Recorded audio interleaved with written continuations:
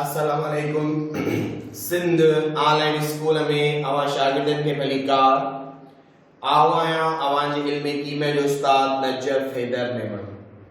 प्यारा वारो अज अवांजे सामू जेको टॉपिक आहे आवण वो आहे गार जी कुवत या ताकत यानी स्ट्रेंथ ऑफ अ सॉल्यूशन। कहे बे गार जी कुवत ताकत छाके चइबो आहे। पोयां असां पढ़ी आयासीं त गार यानी सॉल्यूशन आहे छा। चयोसीं त it is a homogeneous mixture of two or more than two substances. ब या बिन खां वधीक शयुनि जी हम जिन्स मिलावट के असां गार जो नालो ॾिनोसीं। हाणे गार जे अंदर असां इहो भी पढ़ियोसीं त ॿ कंपोनेंट हूंदा आहिनि, हिकिड़ो ॻरंदड़ हूंदो आहे, ॿियो ॻारींदड़ हूंदो आहे। यानी हिकिड़ो सॉल्यूट हूंदो आहे, ॿियो सॉल्वेंट हूंदो आहे। पोइ इन सॉल्यूट ऐं सॉल्वेंट खे डिपेंड रखंदे असां गार जा केतिरा ई क़िस्म पढ़िया हुआसीं। हाणे चए थो त जेतिरो अमाउंट असां वधीक सॉल्यूट जो डिज़ॉल्व कराईंदा वेंदासीं सॉल्वेंट जे अंदर त उहो जेको सॉल्यूशन आहे असां वटि उहो कंसंट्रेटेड यानी घाटो थींदो वेंदो। ऐं जेतिरो घटि अमाउंट डिज़ॉल्व कराईंदासीं असां सॉल्वेंट जे अंदर सॉल्यूट जो त उहो सॉल्यूशन ओतिरो डाइल्यूट थींदो असां वटि। या सॉल्यूट जे अंदर एक्स्ट्रा अमाउंट असां सॉल्वेंट जो दाख़िल कंदासीं तॾहिं बि उहो सॉल्यूशन असां वटि डाइल्यूट यानी छिबिरो थी वेंदो। त गार जी कुवत, गार जी ताकत, स्ट्रेंथ मां मुराद इहा ई आहे असां वटि त उन सॉल्यूशन जे अंदर केतिरो अमाउंट सॉल्यूट जो डिज़ॉल्व थियल आहे। हाणे उन हवाले सां ॿ टर्म आहिनि असां वटि, मोलारिटी ऐं मोलालिटी। इन्हनि जे मुतलिक़ अॼु असां पढ़ंदासीं।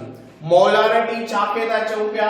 जेकॾहिं डिफाइन कयूं असां मोलारिटी खे त चए थो त it is number of moles of a solute dissolve in 1 liter of solution।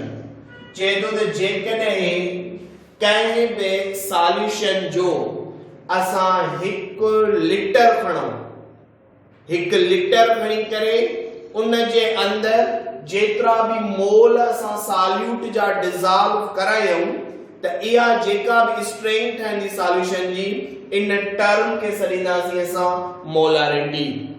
Molarity के असां कैपिटल एम सां रिप्रेजेंट कराईंदा आहियूं। हाणे चाहे तो जेकॾहिं मोलारिटी हुजे चाहे मोलालिटी हुजे असां वटि इन ॿिन्हिनि खे उन्हनि जो यूनिट न थींदो आहे असां वटि। छो? इन वजह जे करे त इहो रेशियो आहे असां वटि, इहा कंपैरिजन आहे।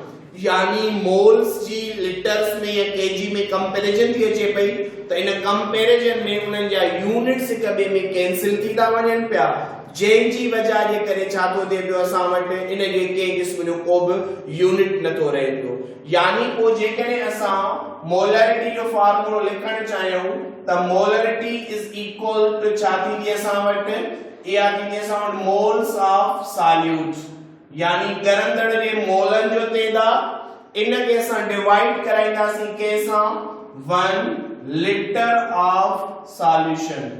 यानी सॉल्यूशन जेको खणंदासीं असां उहो लीटर्स जे अंदर खणूं। माना 1 लीटर मंझि जेतिरा भी मोल डिज़ॉल्व करायूं उहा उन सॉल्यूशन जी असां वटि मोलारिटी थी वेंदी।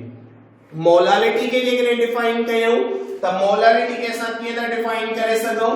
चए थो त मोलालिटी खे स्मॉल एम सां रिप्रेजेंट कराईंदासीं ऐं इन खे डिफाइन कंदासीं it is number of moles of a solute dissolved in 1 kilogram of solution। यानी मोलारिटी जे अंदर असां 1 लीटर खयो आहे सॉल्यूशन जो, जॾहिं त मोलारिटी जे अंदर असां 1 किलोग्राम खयो आहे सॉल्यूशन जो। यानी यूनिट्स जी रदो बदल कई आहे। यूनिट जेकॾहिं चेंज खणंदासीं त सॉल्यूशन जी जेका स्ट्रेंथ जो टर्म आहे उहो भी चेंज थी वेंदो। जेकॾहिं कंहिं बि सॉल्यूट जा मोल खणी करे लिटरन में डिसॉल्व कराइंदासी चवंदासी it is the molarity of a solution कहे भी सॉल्यूट जा असा मोल खणी करे किलोग्राम में डिसॉल्व कराइंदासी चवंदासी it is the molarity of a solution यानी मोलरिटी जो फार्मूलो भी सेम ही थींदो असां वटि सिर्फ टर्म छा चेंज थींदो असां वटि 1 लीटर जी जगह ते असां 1 किलोग्राम रखंदासीं लेट सपोज असां मिसाल था वठूं पिया सोडियम हाइड्रोक्साइड का खणूं पिया सोडियम हाइड्रोक्साइड जो 1 मोल का खणूं हाणे पोयां असां पढ़िए आहियूं चैप्टर नंबर 2 में त 1 mole of any substance it's molar mass जो जेतिरो मोलर मास आ हाणे सोडियम हाइड्रोक्साइड जो मोलर मास आ असां वटि 40 ग्राम हाणे चए तो त जेकॾहिं सोडियम हाइड्रोक्साइड जा असां 40 ग्राम यानी 1 मोल खणी करे सोडियम हाइड्रोक्साइड जो